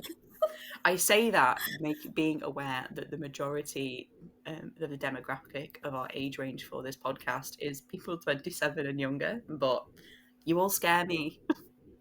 You're all terrifying. If you are babies. Um Stop listening. No, I'm just kidding. But I'm so surprised because the way I see it is like most of our friends are, I would say, like older Gen Z millennials, right? Yeah, So I guess absolutely. like in the bubble that we are, we're just like, yeah, most fandom people are that old. Also, they've been here for ages, so surely you've had the time to grow up. Like that's the logic that I'm going by. Like, why are you like 20? Grow up. It's not hard. No, honestly, that was the scariest part of the show for me. I can I would imagine. Yeah. I would scream so loud and proud. I'm like, I am here, Dan. Like, I'm I'm as nearly as old as you. I promise. Like, I'm in your age bracket. Yeah. I wanted to say I think it was Dan's speech. That do you remember like the first episode that we did about it? I was like, this show has like started the process of like the Danification of me. I Yes, think yes, I remember that so well, Fizz. vividly, right? I think that was part of it. I think when he had talked about his hiatus and stuff like that. And so I was just like, I'm just very fond of you. I think like it was very sweet because he talked about or maybe it was later. Does he talk about like the relationship um that we have with them? I think that's what it is. Yeah, there's a big sort of speech at the end to sort of like Maybe that's what conclude it the is. show. I don't think it's this Um, one then. Mm-mm. yeah, he does a bit about how we created a safe space for them so that they had a Mm. comfy space to come out. It's a really beautiful speech. I did like sort of cry the first time that I watched it because Yeah, so did it, I. Yeah. I feel like it's such a reciprocal parasocial relationship. Like It's obviously too. their parasocial relationship with us is obviously not the same as ours with them, but it's definitely like reciprocal. Like there's a back and forth sort of Mm. thing there. Like we helped them and they've helped us. Yes. Yeah. Not I to would the say same so. extent, obviously, but In different ways, but definitely there's like mutual respect and admiration on both sides, right? Which yeah, is very rare in like a creator fan space, I think, in a relationship. absolutely. Yeah. Which, but again, like we've spoken about before, this is something that they've always done. Like they've always had this really sort of like respectful relationship with us. The fact that they made like Tumblr type videos back in the day, the fact that they brought back going through fan Twitter videos, Mm. the fact that they utilize their audience, like our friend like Usagi who did all the like Danville Beat stuff, the fact that they've got fan artists to make things for them. It's not Yeah. just like, oh, they're fans. Like, we provide them with things to do. We provide Yes. them with the content. They don't give us anything. Like, it's never been like that for them.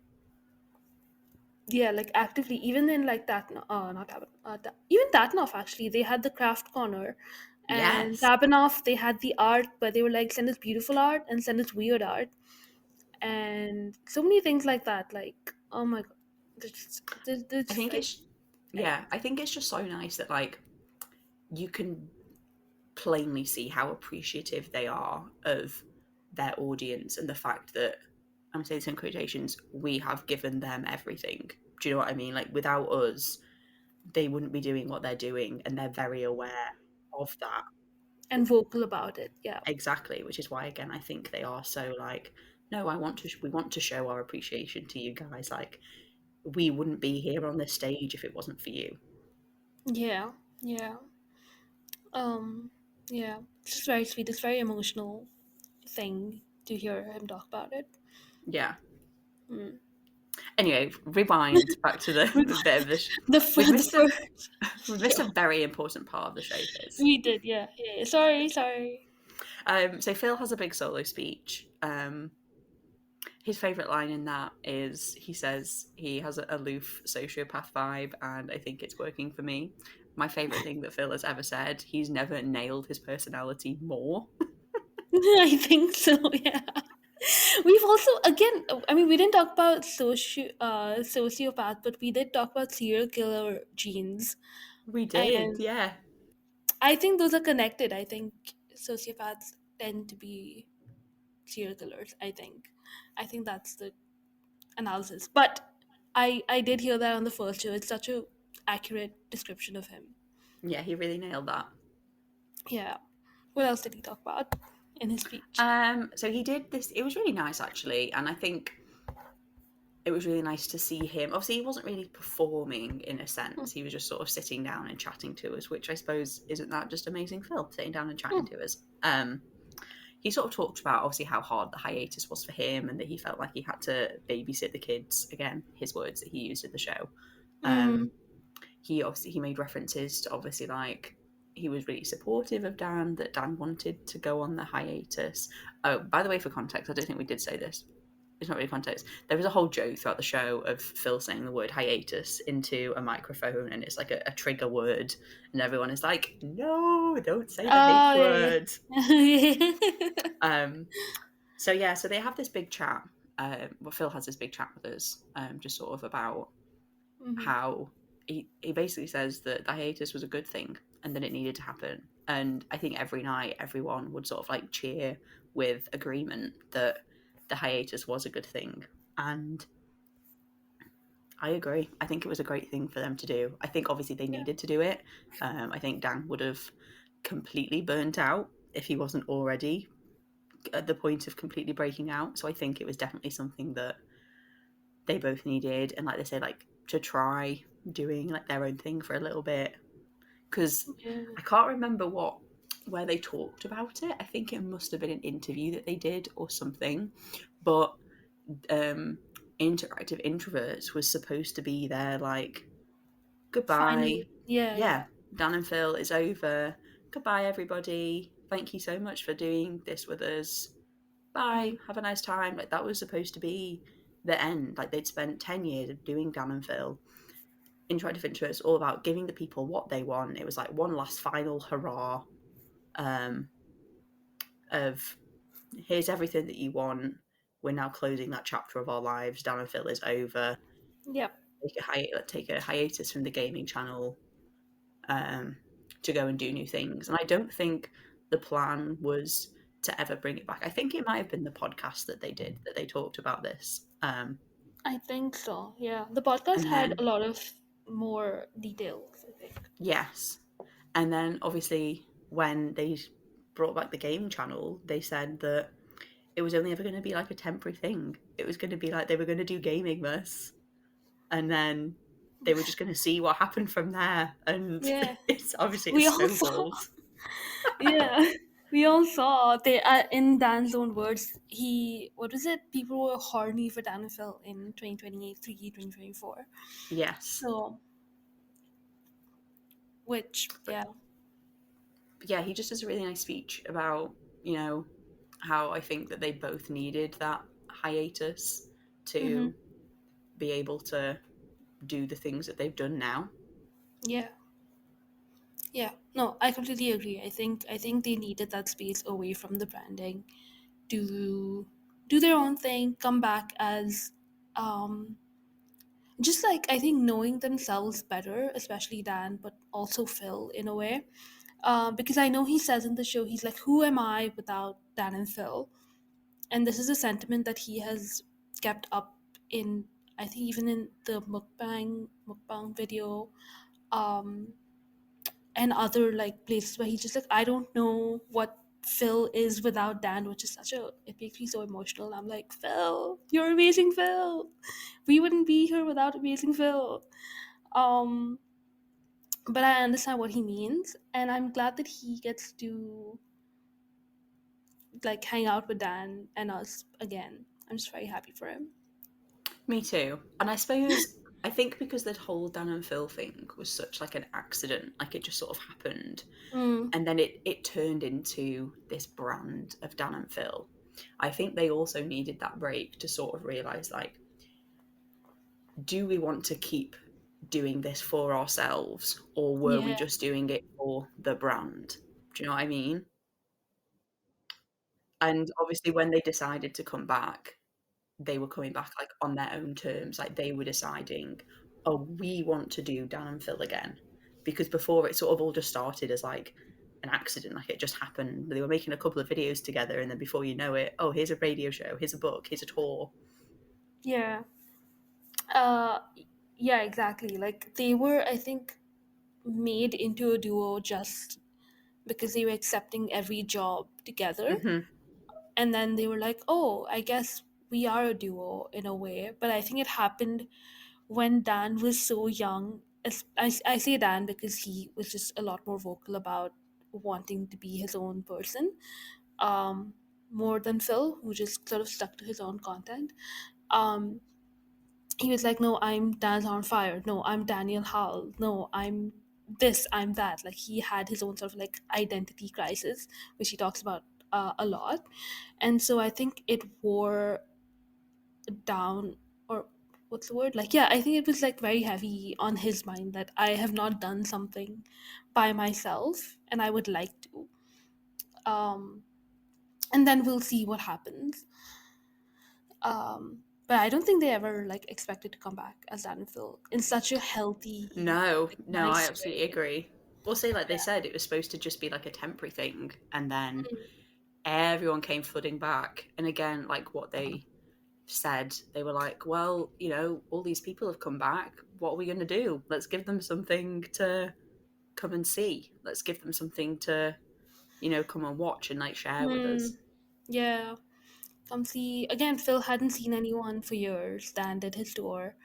It was just. I think the vibes are just immaculate, like The amazing vibes are vibes. immaculate, amazing vibes. And again, like they've come back on their own terms. Like I feel like they're doing things because they want to, and they're doing things in the way that they want to. Not that they weren't before, Hmm. but I think it's just more they know themselves now. I suppose they've got more of a career plan now Yeah. because I don't think the gaming channel is going anywhere now. I think if anything, it might have like a little rebrand, which people have been speculating. Yes, like less gaming, more every. So More it about didn't. Yeah, like complete couples channel. I think. disgusting. I saw Yeah. a Tumblr post yesterday that was like Dan has now done 20 Instagram posts in a row. Mm, I shared once with Phil, and I was like, "My God, get a room!" literally, I told you in our 2024 unhinged moments, like that was one of mine. I was like, it's weird. Get a life, like like, can you unattach for social media at least? Oh my god, you don't have to do everything together. They do though, Fizz, because if they were ever to go farther apart, the world would explode. Ugh, whatever. Sorry, not the world, not just the world, the universe. Those were The Phil's words. universe. The Yeah, yeah, yeah. universe would explode. Yeah. Moving on from that incredibly sincere chat about the hiatus, which I think maybe we'll have like a deeper chat about in another episode. I feel like Mm. we've got more to say about the hiatus. Sister Daniel's nice to look at, isn't she? Is that your note? That's an nice to look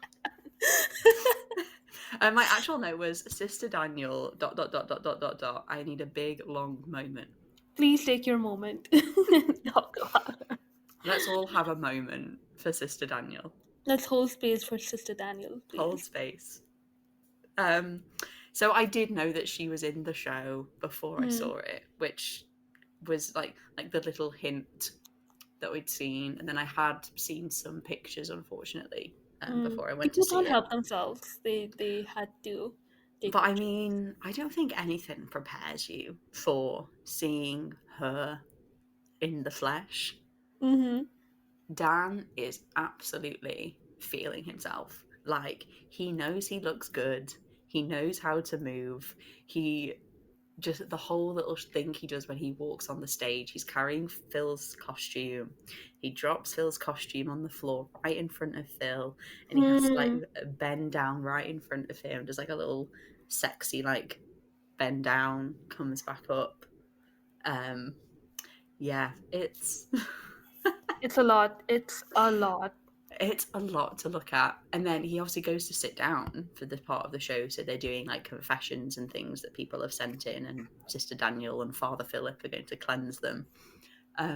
He goes to sit down, but obviously that outfit is not hiding anything, so Phil always has to like stand in front of him, and he's like Mhm. covering Dan's dignity so Dan doesn't show Dussy. His words, not mine. I can imagine. Yeah, I can hear him say it. Ugh. Yeah. I Um, just. so yeah, just interesting. And then he sits down, he like sort of flicks his hair, and he's like, "I'm literally just a girl," and everyone is like, "Whoa, yeah, you are." Exactly. He is literally just a girl.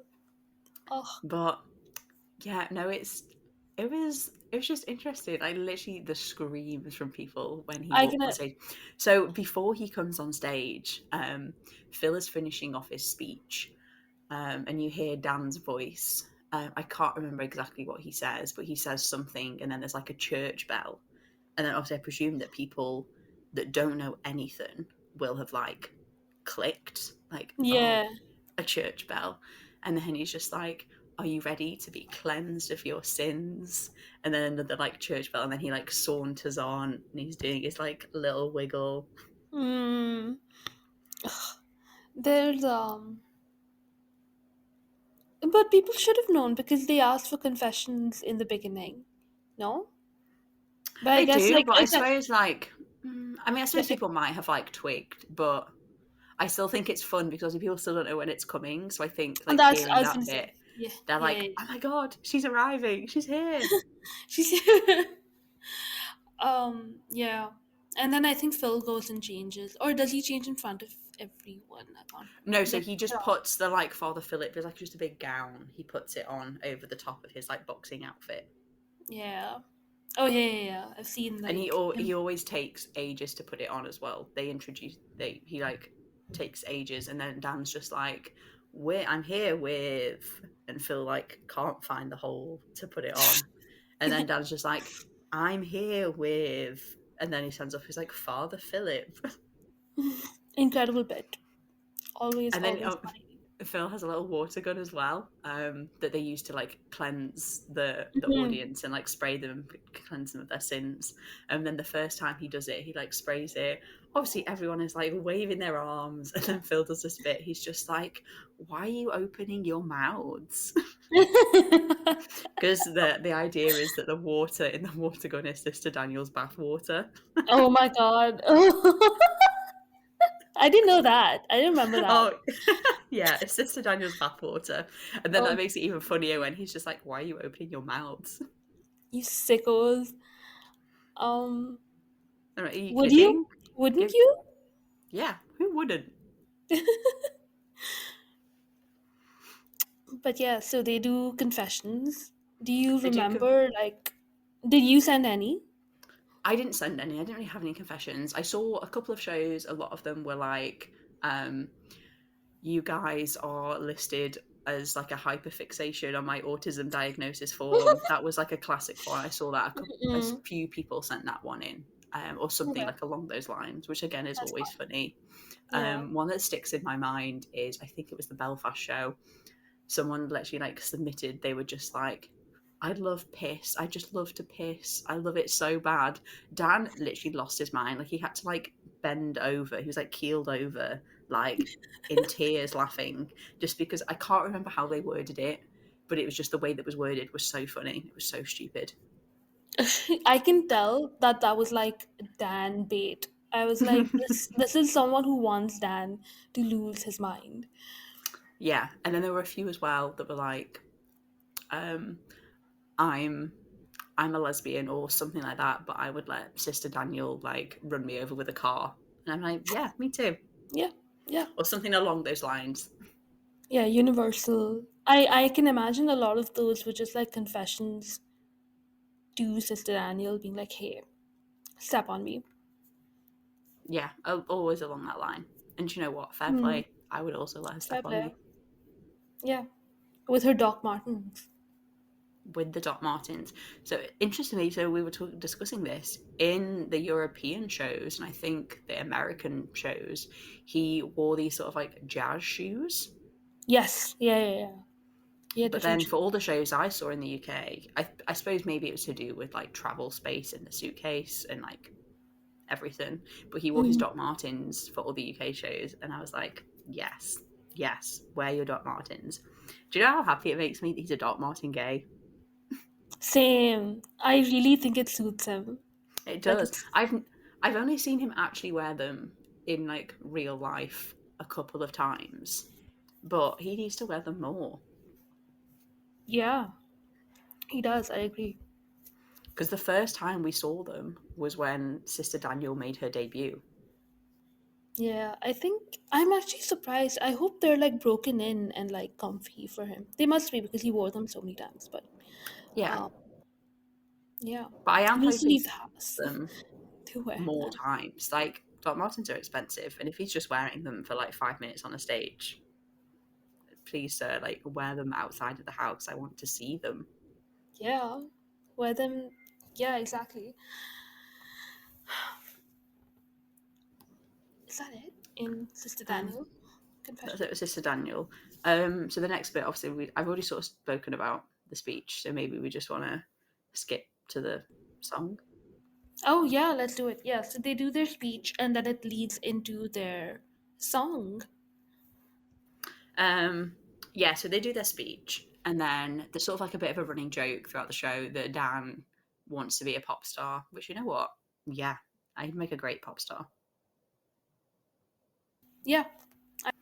Yeah, so Dan goes off stage and he comes back with like a little blue ukulele. He holds it up to the audience, and he's like, the lyrics are from the perspective of like the artist and also from like the consumer, like the fans. And he's like, I don't know what the lyrics mean. I don't know whose perspective really it's from, but we've written this song. Here you go. And he holds up the ukulele and he's like, this is not an apology video. Oh my god. I always thought they were friends with Colleen, but I guess not. They like, have too much fun making fun of her apology video. Yeah. I don't know actually. I mean, I suppose they would have only met like at VidCon, just like in a Mm, passing sense. yeah. So yeah, they And start the song as like a ukulele like bit. and it's wonderful. It's a great little ukulele song. We saw you across the internet and we really liked your vibe. We decided to parasocially dedicate our lives to you. Yeah, I don't know all of the lyrics. I've heard it so many times, but I just don't. I know the chorus. That's about it. Oh, T E And R R. yeah, and then me and my friend, when we saw it in Dublin, we found a video that someone had taken Mm. of them. So, spoiler, it's not a spoiler, we're in the spoiler section. They go from Dan smashes the ukulele on the floor, and then it turns into like a rave, techno, hip hop, like dancey number. Yeah. Um, and it is so much fun being in that audience, listening to them sing this song, watching them do those dance moves. I literally lost my mind the first time I saw this. Like, I could not believe what I was witnessing. Can I tell you, Fizz, how Hmm. good at dancing Dan is? Yes, I've seen the clips. I know. He's a born dancer. Like, he knows how to move his body. Like, I was literally Mm. watching it and I was like, oh my god, like, what am I watching? He looks incredible. He looks fantastic. Look at him go. Yeah. And the first time I saw it, I was sat next to my friend and I was like tapping her on the leg and I was like, I just like what is this? What are we watching? And she was like, Charlotte, I'm trying to watch the show. Like, I'm just trying to have a nice time. And I was like, no, that's great, but like, I need to just scream about this. Like, are you Mhm. witnessing what I'm witnessing? This is crazy. Yeah. It's Um, they go all out. Like it's not like the internet is here, and it's not like the piano ballad that they do in II. yeah, no, Like they went all out. they are pop stars in this in on the store. They are pop stars. I will say, on the other hand, to that, my note was Phil is a robot with no rhythm, but we love him, and it's very endearing to see him try. Oh, I think he leans into it a bit. He's just He like, you know leans what? into it, yeah. Yeah. But if you watch videos and like compare him to Dan, obviously he's trying Mhm. his best. Some people Yeah. just don't have rhythm. Some people don't know how to move their body to music. Phil is one of Yeah. those people, but that's okay because he's trying and we love him. Yeah. He really, yeah. It's just very sweet. Yeah. But yeah, the song is amazing. I would love it if they like actually released it properly, but they've only ever released The Internet Is Here properly, so I'm not holding out any hope.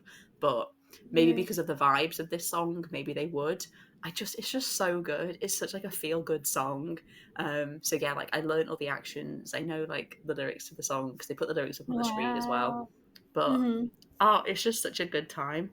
And then I hate that they end it on such a fun song because I want to be sad at the end. I want to like be in tears crying, especially because they did like such a big emotional speech before the song. Like, Right. I want to finish the show in tears, like, I love them so much, I had so much fun, but I can't because they're playing this like rave song and we're there like jumping up and down in our seats. Yeah. I wonder if that's on purpose. They're just like, you know what, we want to end on a high. It definitely Um, was. yeah. That makes a lot of sense. I think all of their shows do, like even with the Ignite this year and stuff. They're just like, let's let people go. But that's very funny that you said that you want to be crying at the end. Because I think that's just I think that's just me. But like I think I just want to like feel like a sense of emotion, but I'm like, Mhm. damn, I can't because I'm so happy from singing along to that song. Aw, it's whiplash. I do think that it's just like immediate vibe shift. And they're like, no Yeah. being sad. We're done. We've cleansed ourselves. No more trauma. We're friends now. Let's party. Um yeah, let's party. And then that's it. That's the end of the show. Well done. We did it. Applause, applause. Fantastic work.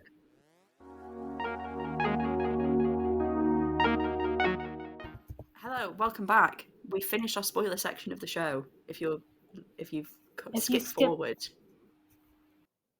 forward, welcome back. Hope you didn't miss us too much. You didn't miss a lot. It was really boring. Don't go and watch the show. um, but you can listen again when the recording comes out. Yes, perfect. See, double podcast listening. Yep, yep. Um, So we have a few little final notes. I was going to say we have some questions from people. We have one single question from one single person. thank you But to it's the a person. thank you to the person, but it's a great question. Before we wrap up, I would just like to add the first time I saw it. So, I mean, obviously, they have all their lovely Dana Phil Beats music that they have created and can use royalty free. So they play Mm. Dana Phil Beats songs in the interval and at the end after the show. Um, and I was sat in the audience in the interval the first time I saw it. What starts playing, Fizz? Only our intro and outro music to our podcast. I was like, excuse me, did you do this for me? Did you know that I was coming? Like, of all the songs they could have picked, I suppose, like, I think that just the vibes of the song probably fit, like, the Yeah. vibe of the show and over, like, some of the other songs. But I was actually The sat there. names as well, right? Because I think they play Hits Different, which is our intro, and they Hmm. play End Screen, which is the outro, which again, like the names Yeah. just sort of make a lot of sense, Yeah, but also they like, play they play end screen at the end of the show actually, and that makes a lot of sense, yeah. Fizz. I'm piecing the Mm. puzzles together. But also like, we see you, we hear you, we understand. Literally, you listen to our podcast on a film, and that's okay. That's okay. Everyone's But literally, welcome here. I was sat there, and I was like, I recognise these songs. Oh wait, they're our podcast You songs. listen to them so much.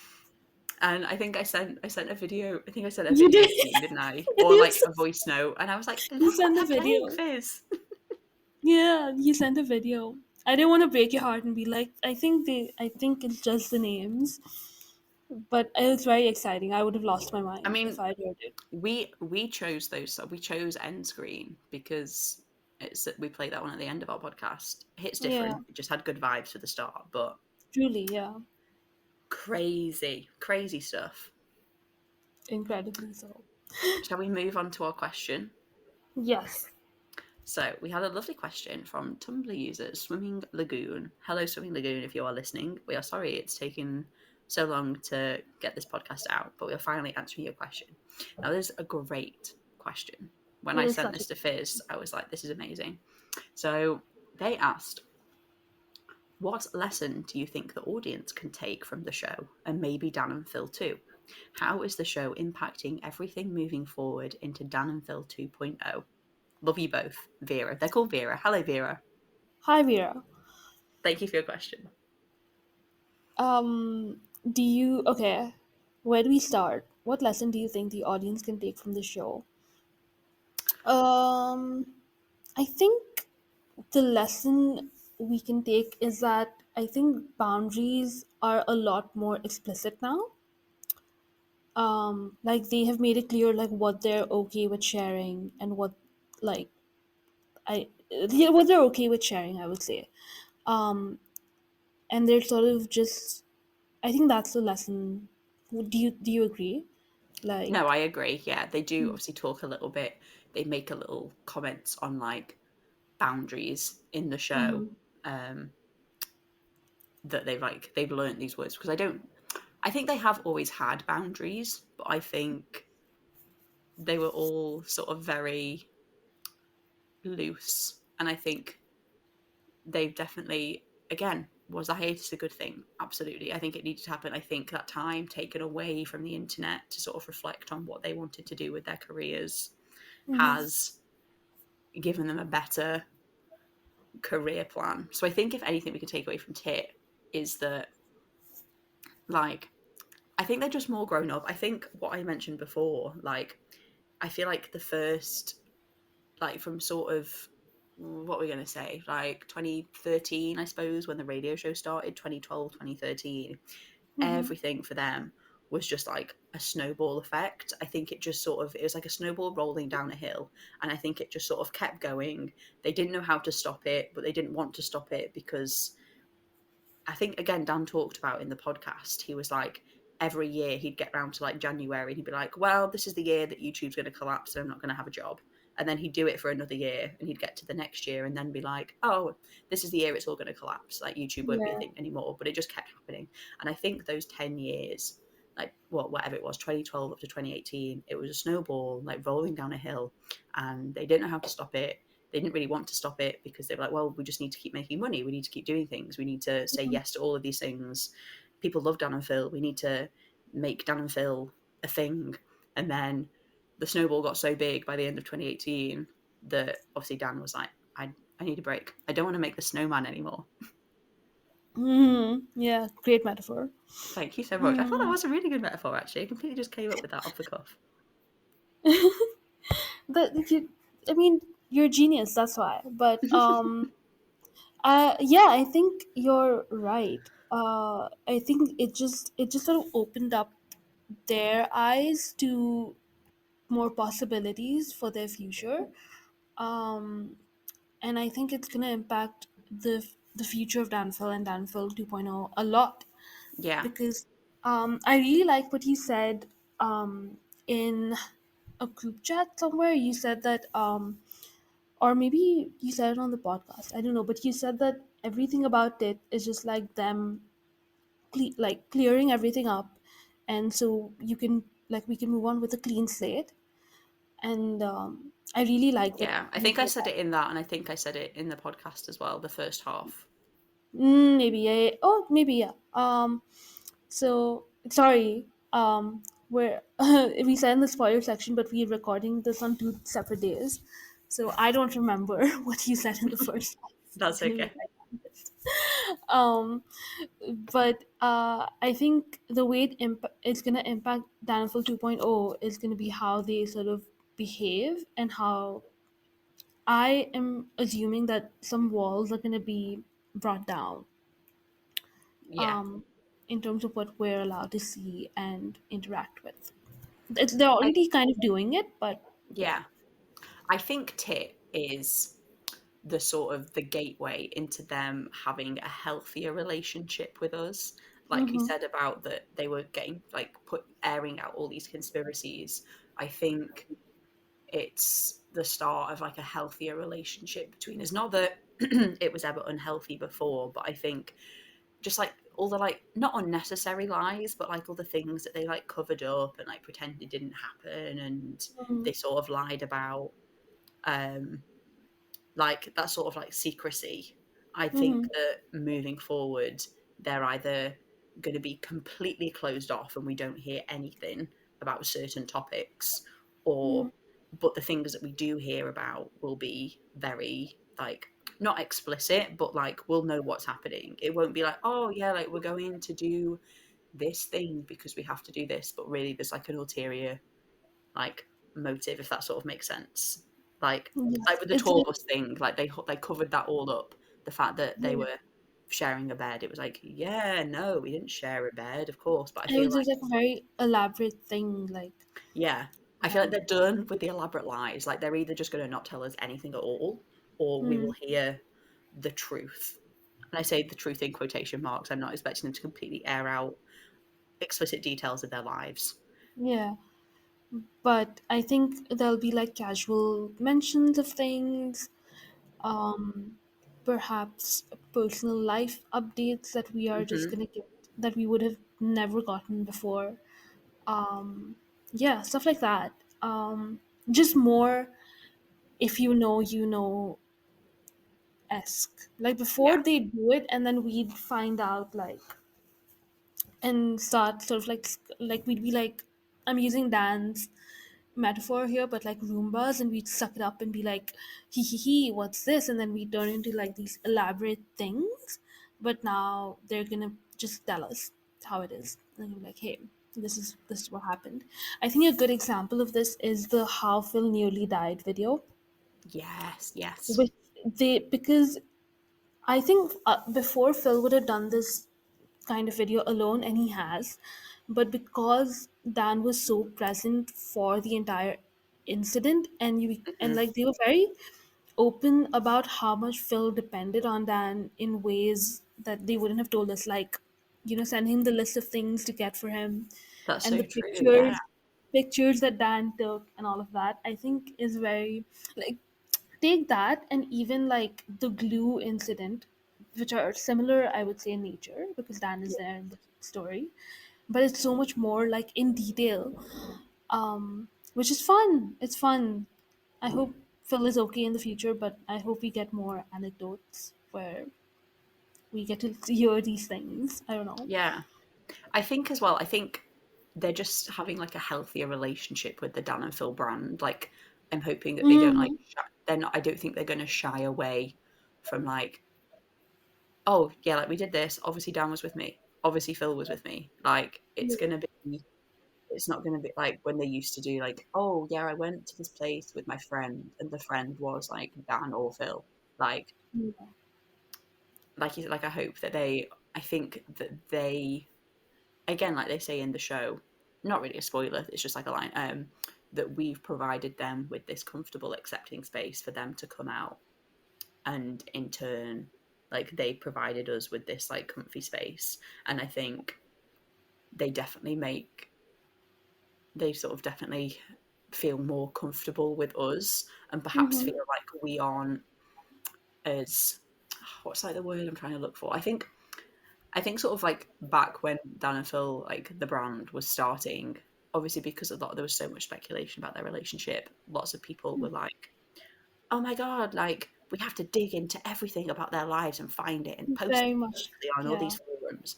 And I think a lot of that mindset has gone away. I'm not saying people don't still do that anymore, but I think it's definitely moved away from public forums and Yeah. is done more privately if people are doing that. And Mm-hmm. I think like it's just a healthier like fandom relationship. So I'm Mm-hmm. hoping that like I think Dan and Phil trust us more as well.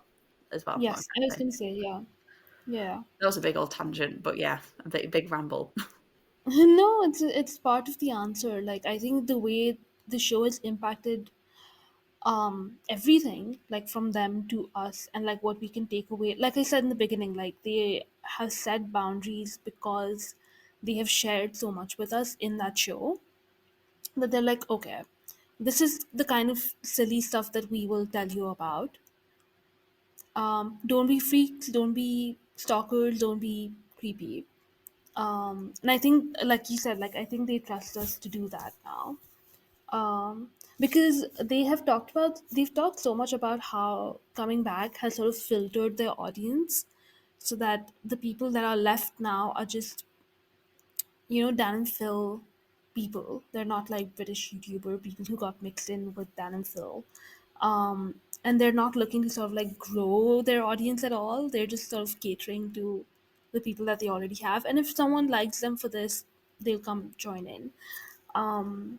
So in that case, I think they really value like our history, uh, which as like an older fan, I'm just like, thank you so much for not pretending like the last 10, 13, 15 years have not happened. Oh They're sort of yeah, taking, yeah, I know because I know there is definitely like a narrative. I think we've spoken about this before as well. yes, That yeah, like all the people that were like around in 2012, 20 to 2015, like yeah, they're the reason that Dan and Phil like hate their audience, and there's this sort of Yeah. narrative, and it's like they have never stated that they hate their audience. That has never been once Never, out of ever. their mouth. Yeah. Did certain things people in their audience do have an effect on them? Yes, possibly, but if again, I suppose it goes both ways. If Dan and Phil weren't telling us that, how were we supposed to know? I say we as a collective. How were we supposed to know that those things were affecting them if Dan and Phil weren't telling us that? So like, but again, like they've never said that they hate their audience, or they've never said that we're the reason that Dan had to take the hiatus. We're the reason that the gaming channel stopped. We're the reason that they hid so much from us and had to have all these lies. Like that has never been the case at all. Never. And like you Yeah. just said, like they've always been, and even now they're so appreciative of what came before. I think the Dan and Phil that we're seeing now is the real Dan and Phil, whereas the Dan and Phil pre-hiatus was like Dan and Phil TM the brand. Mm-hmm. Yeah. And I think that's one of the big shifts that we're going to see. We're going to see like the more authentic, real them. Yes, I agree. And I think that's like obviously partly because they've come out. Um, they've yeah, I think that's like the biggest part of it that they have come out. So they have more ways of expressing themselves than before.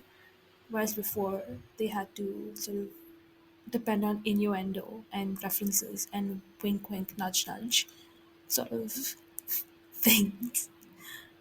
Um yeah. I'm trying to think like is there anything else we can take from the show, but I think we've covered a lot of I it. think we've covered everything, yeah. Dan and Phil are Yeah. back and they're better than ever. The vibes are immaculate. I think that's all we can take from it. And I can only see bigger and better things from them. Yeah, I agree. Yeah. So, Fizz, do you have any final questions for me or regarding the show or anything? Any final thoughts? You know what? I think I had asked my questions in between in the non-spoiler section. Okay. Um yeah, because I was like maybe if we run too late I won't be able to ask them, so I snuck them in between questions. Nice. Yeah. Efficiency. So actually, the only sort of question that I haven't asked is a request for the people who haven't listened to the spoiler section to give an out of context quote from the show, if you can. Just like Oh, we did talk about a few quotes, we did. so, Let me so you try and can repeat. think. You can repeat what if you have like a favorite one. Do you know what? There are a few, but I can't think of them off the top of my head. I really like in your notes you've written I did a violence. Like that's quite I did a funny. violence. Oh, yes, I did write some quotes in my notes, didn't I? That rhymed. Quotes in my notes. I did a violence. Yeah, that's a great one.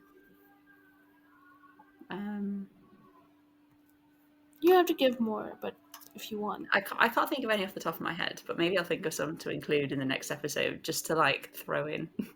Yeah, why not? Yeah. That was just like a fun one that I had, but I think you've answered like which one was your favorite show? Yes, we You can do said that. London Matinee, right? Yeah. And did they do anything you didn't expect? If you don't remember answering that, you can answer it now. Did I do anything they didn't expect? I think. I mean, just parts of the show that I don't want to mention now, that Mm-hmm. because they're in the spoiler-free section. Um, but there were some parts where they reveal some conspiracies. That's all I will say. That I was Mm, definitely not expecting some of the things in that part of the show. If you know, you yes. know. Yes. They like very much like I can't believe they went there vibes. Yeah. Yeah. Yeah. They've gone to a lot of places on YouTube these days. I will say, when we record this, the last thing they posted on Instagram is their photo dump of it. A Uh, great photo dump. an incredible selection of pictures. But the one of Phil with his one button done up, Oh, that is don't something let's not. we won't talk about it in detail, but that's what that reminded me of, where I was like, I can't believe in 2025 this is something that we are witnessing. Because Honestly. how many times has Phil censored his chest in videos? Honestly, yeah. I was gagged. I was like, And this now is he's like, look at me, I look great. And he does. now He does look great. he's The slugging di- it up the on the public IG in the couple post, I in need to the know whose joint decision that post. was to like post that one. Like, did Dan say let's post this one, or was that Phil? I want to post this. If it We'll was never Dan, know. that's sick. If it was Phil, then we can add that to our Phil ego Our Phil theory. ego list. Yeah. Yeah. Damn. I'm still thinking about it. Wow. It's been a few days. It's not like it happened yesterday. It's been a few days. It has been a few days. Jesus. So, do you know Hmm. what, Fizz? I think that might be the end. I think this also could possibly be our longest podcast episode ever. If you have made it through to the end, well done. Thank you so much for listening. Thank you If so you much. if you had to skip ahead of the spoiler section, then when they do release TIT, you should go back and listen to it to listen to our thoughts and discussions on it. And join in. Like, definitely, this is the kind of episode where we want like a little bit of back and forth. So if you listen, if you have some thoughts, if you agree with us, if you disagree with us, you can let us know. You can tell Mm-hmm. us some stories from your show, Yes, um, and we can post them on our socials. that would be fun. Yeah, or we can discuss them in like another episode. Definitely, the TIT episodes just never end. We continue, like, TIT may be over, but our episodes about it will never end. This is just a TIT podcast now. We don't talk about anything else. No, Terrible influence. terrible podcast. Yeah, let's do it. Mm. We promise that we're going to get back to discussing drip videos. We've had a few different changes in circumstances, which has made it a little bit harder for us to record together, but we are trying Yeah. our best. Please bear with us. We're going to try really hard to churn some episodes out over the next month or so. Thank you everybody still for sticking with us and not unfollowing, because it's been a while since we last uploaded, so apologies. Yeah, sorry, but we do this for fun, and so we're trying not to be Dan and Phil in 2012 and saying like yes to everything. You know what I mean? Yes. So we're However, if somebody does want to pay us to make this podcast, I will happily quit my job to do that. same. I don't have a job to quit, but I will accept that money.